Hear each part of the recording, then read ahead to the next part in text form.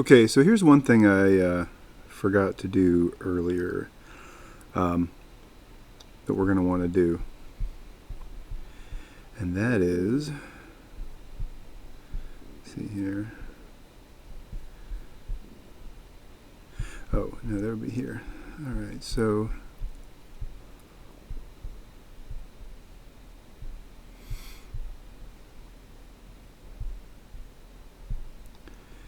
all right. So we have these RTF files. So remember we created these RTF reports when we saved the reports in EnCase. If you're following along all the steps here. I'm going to open these. So I copied them over to my local machine because it's just so much easier to do some of this stuff on your local machine. So this was the report. Man, that's small.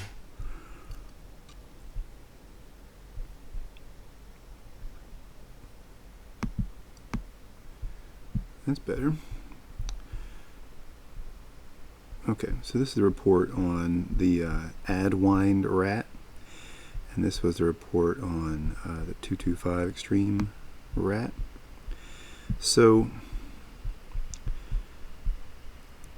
the report shows you things like the size, the dates that were associated with it, which is important for your report, and then also the hashes here. So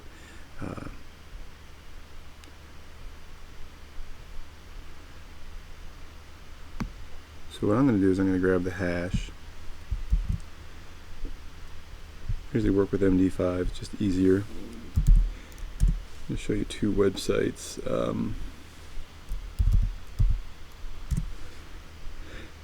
One's called VirusTotal.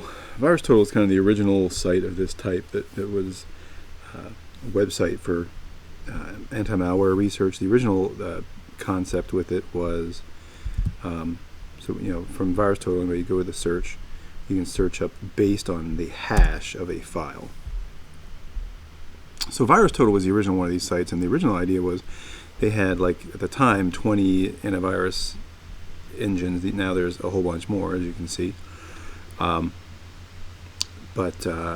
they had like 20 at the time, and the idea was you could upload a file and see for all of those which of them, if any, would detect it as malware and what they would say that it was. And it evolved over the years to give lots more information about that piece of malware. So you can also just search it by a hash. When we're doing investigations, we never upload malware because sometimes we're dealing with an adversary where they may have malware that was specifically customized for the target.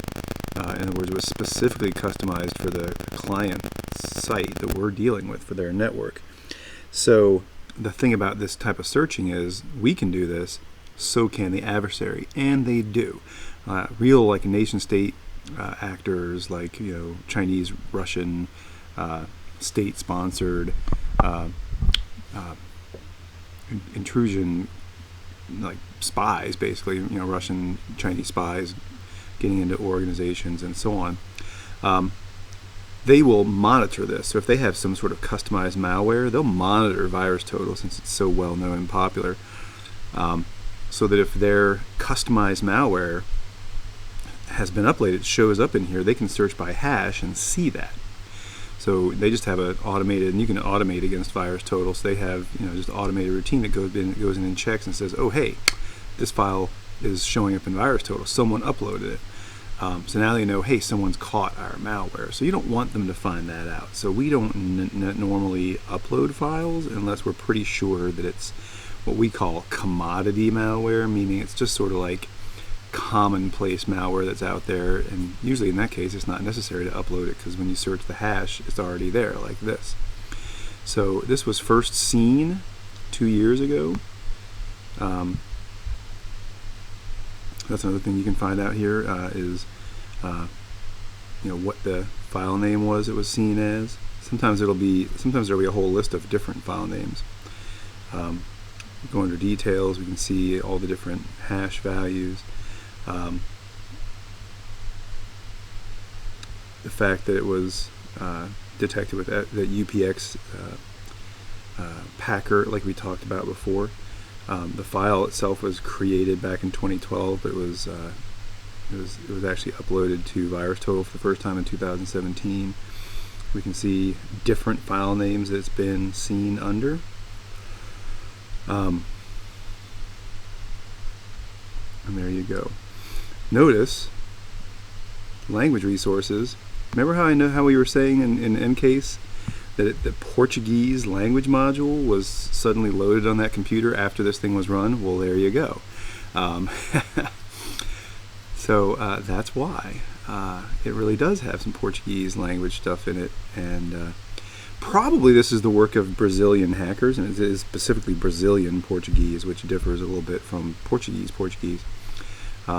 So this malware was probably created by Brazilian hackers. Unbeknownst to a lot of people, Brazil is kind of a hotbed of hackers, especially sort of what we call web defacement hackers.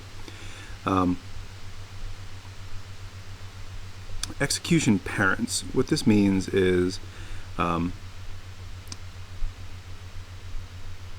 relationships. In other words, these are files that are often seen executing before this. So there's another executable called extreme rat that is often a parent process that kicks off this process. In this case, we didn't see that. We saw it being kicked off by a VB script.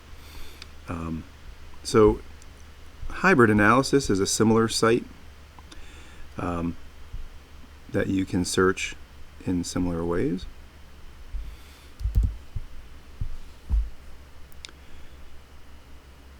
And it gives you similar information.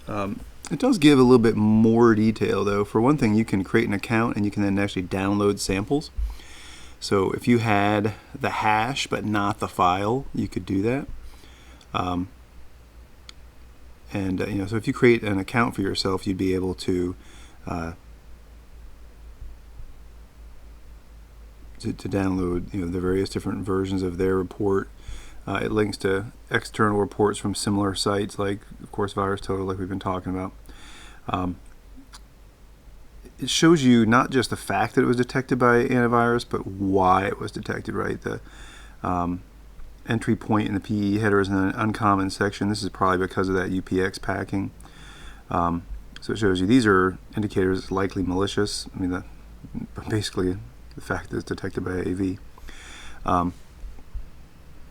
These are suspicious things. These are things that it does that are suspicious, but not necessarily malicious. And then other things about what it does. And when you can actually get to the details here, like we talked about the mutex that thing was creating. These are the mutexes that get created by it. And we could see those in memory if we looked at handles within volatility. We would have been able to see these. You can also look in here and see specific files that it attempts to touch. Notice this. There's a potential URL, no IP. I'm not sure why it's noip.pg, but so this is a match that it's looking for. So there's a string that this thing has. That one of the strings it has is a no IP, and this is so probably the URLs that we were seeing being hit in Wireshark are actually in this binary, encoded into this binary. So what this hybrid analysis thing does is it actually runs in what's called a sandbox. It runs this program to see what it does, and you can see that it sort of shows even screenshots of what happens when it runs. So when you run this extreme rat thing, it actually has a license agreement, apparently. That's unusual for malware. And it will show you when it was run, if there were any DNS requests that were made, any hosts that were contacted, any HTTP traffic. And then it shows here strings. These are what it says are the interesting ones. So remember I talked about a program called strings that you can run against a piece of memory or against a file. That's what this is doing. Search for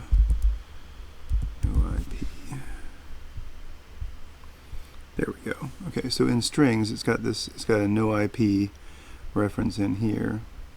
That's the one that they were talking about.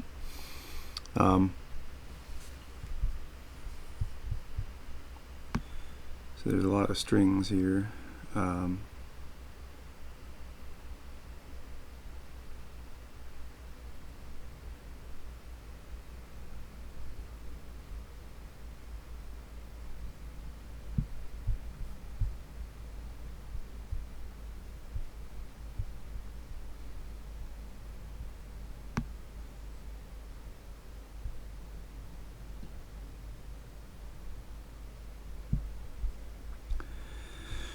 So anyway, you get a lot of nice, a lot of good data out of this, specific data as to exactly what it was doing.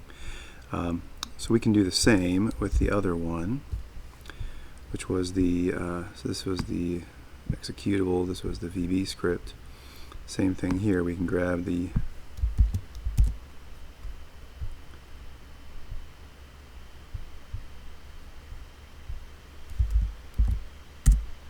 hash.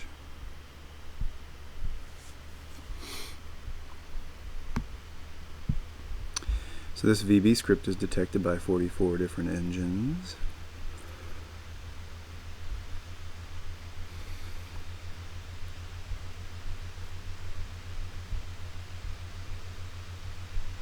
This was first submitted back in 2013, so this is much older.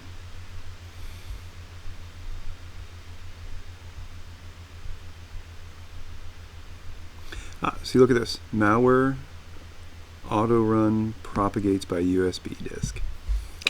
Like we were saying, if you remember, based on what we saw in EnCase. So I'm going to go back to, there we go. See what hybrid analysis says about this one. No results.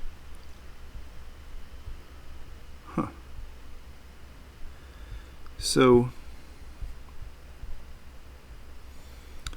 you can go through here actually and just look at all these different things people have been submitting and see, the latest malware. It's all here.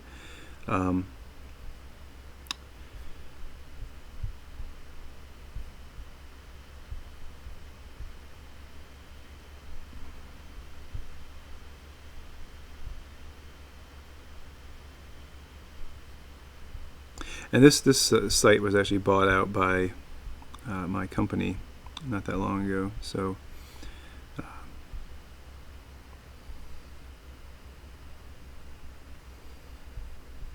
have kind of a personal interest in this one.